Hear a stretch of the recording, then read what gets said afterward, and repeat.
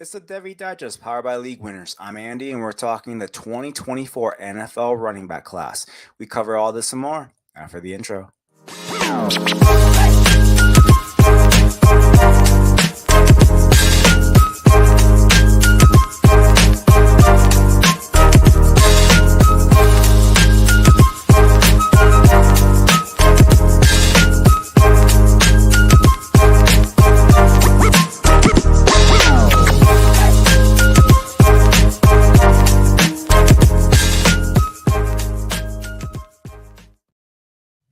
What is going on? In today's episode, we are breaking down the top 10 running backs in the 2024 NFL draft class. But first, our player spotlight today is Georgia Tech wide receiver Eric Singleton Jr. Now, Singleton attended Alexander High in Georgia. He was a 3-year varsity player. He broke out as a senior with 65 receptions, 1,115 yards, 12 touchdowns. He became the first player in school history to have over 1,000 receiving yards. And Singleton was an electric player. He showed that as a returner. He had 8 kickoff returns for 189 yards, including a 96-yard kickoff return. Now, Singleton was also a very good track athlete. He competed in the 100 and 200 meter dash. He has a verified 10.68 second 100 meter dash. Now, Singleton was a 3-star in the composites as a prospect, and he averaged out to be wide receiver 166. Singleton held 16 offers, and he initially committed to Western Kentucky before Georgia Tech made a hard effort at the very end to get him, and Singleton would stay home. Now, Singleton was named the starter at Georgia Tech week 3. He never looked back. His first start was at Ole Miss. He had 5 receptions for 97 yards and a touchdown. By the end of the season, Singleton earned 84 targets. He caught 48 of them for 714 yards and 6 touchdowns. He was the runner-up ACC Freshman of the Year behind KC Concepcion. Now, Singleton lines up wide about 75% of the time, so he is a versatile player. As a true freshman, he had a 2.38 yards per route run with a 14.9 ADOT. So we got to see a lot of versatility with Singleton as a true freshman. Now, after this past season when he broke out, teams came calling. They wanted him to enter the portal. They were willing to pay NIL money, but Singleton reaffirmed his commitment to Georgia Tech, and he will be Haynes King's top weapon as Georgia Tech hopes to win an ACC championship. Now, if you haven't watched Singleton play, he's a fun player. Great body control. He's able to contort his body. He knows where he is on the football field at all times. At 5'11", he has a great knack for just high pointing the football. He's a very springy athlete, very twitchy. He has strong hands. He's a home run threat every time he has the ball in his hands, and he has a great first step off the line. A very fun athlete to watch. He also made the honor roll in high school, and he's majoring in business administration. Hope you enjoyed getting to know Eric Singleton, and when you watch him play this coming season, you get you got that inside perspective of him. Now let's get into the body of the show. We are talking, I guess you can say, my top 10 running backs. These are running backs that how I'm ranking them is pretty much where I believe they are as far as talent-wise for the NFL. It's not necessarily where they are going to go in the draft. My running back 4, I don't believe will be the 4th running back off the board. He might be the 2nd running back off the board. He might be the consensus RB2. He just falls in line as my 4th running back in this class based on how I view them as a prospect as they head into the NFL. So I kind of want you to get into that mindset of how I rank these guys and my thought process behind them. So let's get right into it. My running back 1 for the class is Jonathan Brooks. He is 6 foot, 216 pounds.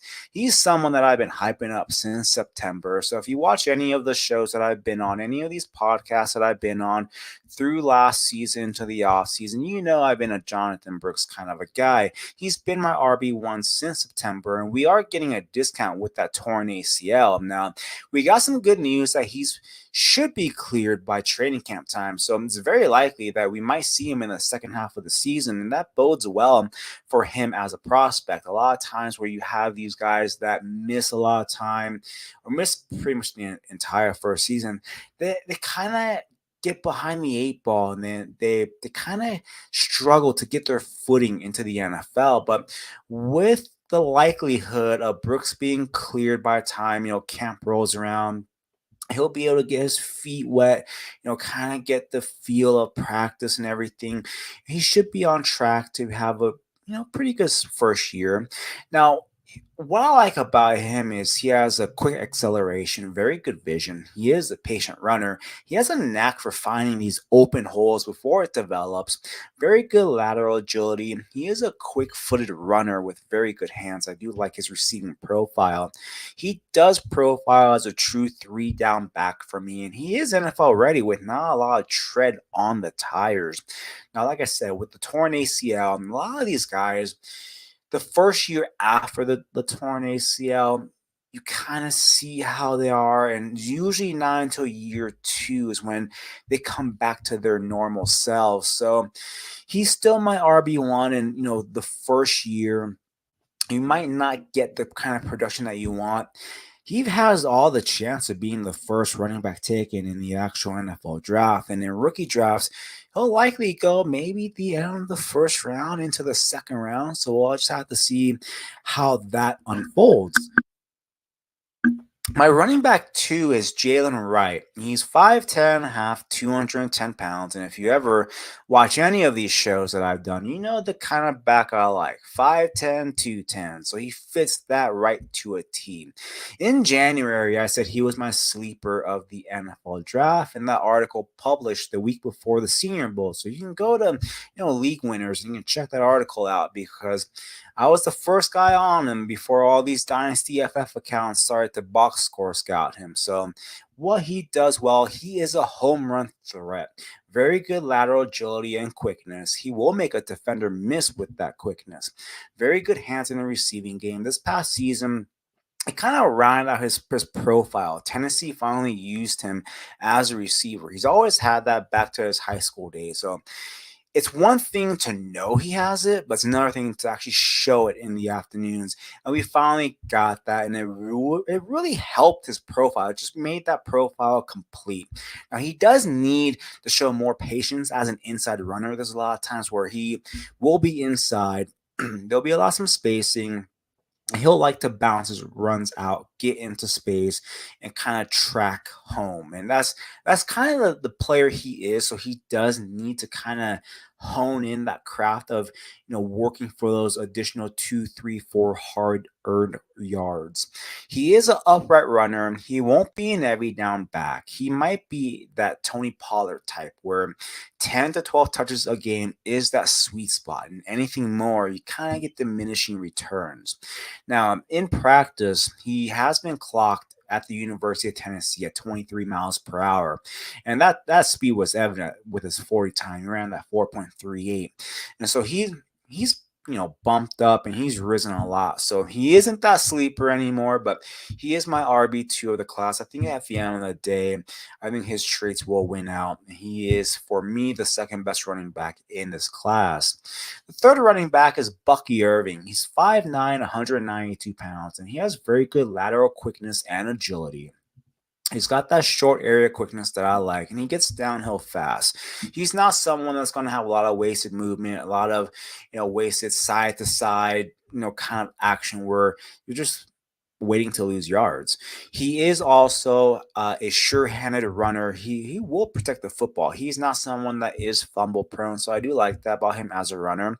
He does have that receiving profile that you like to see, and we all knew, or at least anyone that has scouted Bucky Irving or watched film of him, they knew that he lacked the long speed. So his 40 time wasn't a shock. If anyone was shocked or they went on X and they were surprised that he ran the time that he did for his 40, they were purely box score scouting. So what he does need to do better are the following things. He needs to be a better pass protector. That's just plain and simple. He doesn't have the frame for it. His frame can probably add on maybe another 5-10 pounds, but I don't see anything more. I don't want to say he's reached out his max with his body frame, but there's not much more that he can add on. So he does need to be a better pass protector. He is also not someone that's going to get 20 carries a game. He's going to be more of that change of pace back, but we've seen these change of pace backs in the NFL be fantasy relevant. We saw Devon Achane.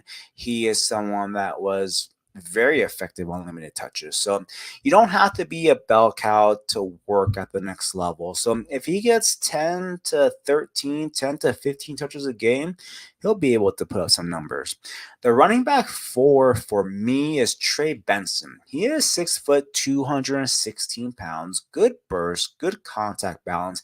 He is a patient runner, but that can also be a fault. At times, to me, he's too patient of a runner. I also question his vision.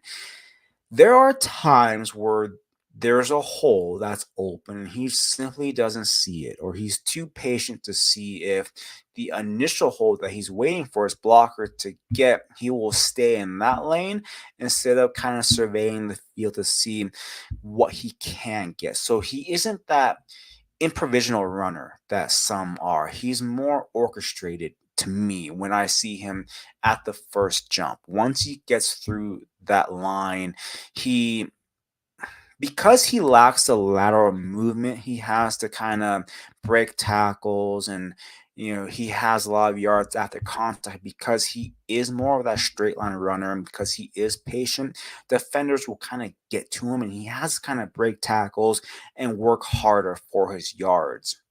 Now, what I don't like about him, another thing, is he is a choppy runner with wasted movement. I don't really like that about him.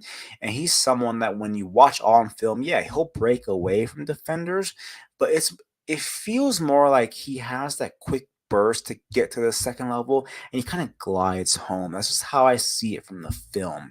The fifth running back for me is Braylon Allen. He came in at 6'1, 235 pounds. He didn't do much at the combine. And his positive is that he's young. He's going to be a young prospect. He's going to be, 19, 20 years old. So he's going to be young. For me, there's a lot more negatives than positives when it comes to him. He doesn't really have a receiving profile now. I made a joke this past season where I was like, he might be on pace to get, 50 receptions for 75 yards. He doesn't really have that profile. It was this past season in that air raid. It was more of a dump off and he got a few yards here and there. To me, I don't really consider that as a profile. He's okay as a receiver. He doesn't have bricks for hands, but he doesn't feel at home when he's out there as a receiver. He also isn't a consistent power runner. Someone that's 235 pounds being 6'1", I want to see that power. I want to see that burst. I want to see you lower your pads and hit someone. I get that he was 17 as a true freshman and he is young. He's learning the game and everything, but at the NFL, he's going to be facing grown men that are 28, 29, 30 years old that are 275 pounds, 5% body fat. He's got to try to outmuscle those guys, and he hasn't been able to prove that he can do that. He also lacks lateral quickness. Now, a lot of people, they want to comp him to I think I've seen Brandon Jacobs. I've seen Derrick Henry. I've seen all these comps. To me, he's A.J. Dillon. That's just who he is. The sixth back for me is Audric Estime. He's 5'11", 221 pounds. He is a bruising back with underrated agility and lateral quickness. He does have good vision. I do like that. And he's a good athlete. You see him hurdle some guys. You see him juke some guys out. So I do like that about him. He is an athlete. He does have a good combination of power and short area agility that I do like. Now, he is one of those build-up speed runners. He's not going to get the top speed within a couple of steps. He's one of those guys that just builds and builds and builds. If anybody was disappointed in his 40 time, again, they were box score scouting. If you watch his tape, you knew that build-up speed. He's someone that After about 7, 8 yards of no contact, he'll get to that top end speed. He'll be fine from there. But that's just not how he wins. He's going to win with that short area quickness, make a guy miss here and there, and get 4 yards, 5 yards, 8 yards, 2 yards, 3 yards. He's gonna be one of those guys that accumulates yards. He's not gonna be one of those guys that's gonna get 20 yards here, 20 yards there.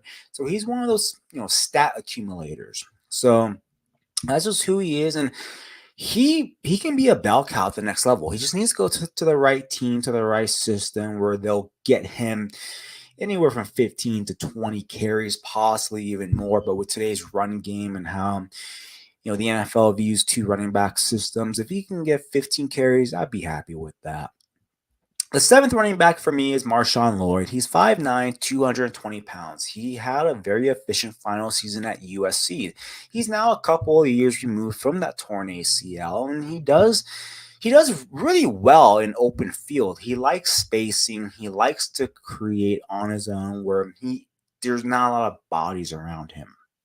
He has a good speed and size combination. He is a capable receiver. Now, I was at the USC and Cal game, so I got to see him a little up close. And to me, his lateral agility and lateral quickness comes and goes. I don't know if that makes any sense, but when I was watching the game at Cal, there would be situations where he showed good lateral agility, and then there would be other times where, I don't know, maybe he got a little stiff, maybe he got a little cold, he needed to loosen up more.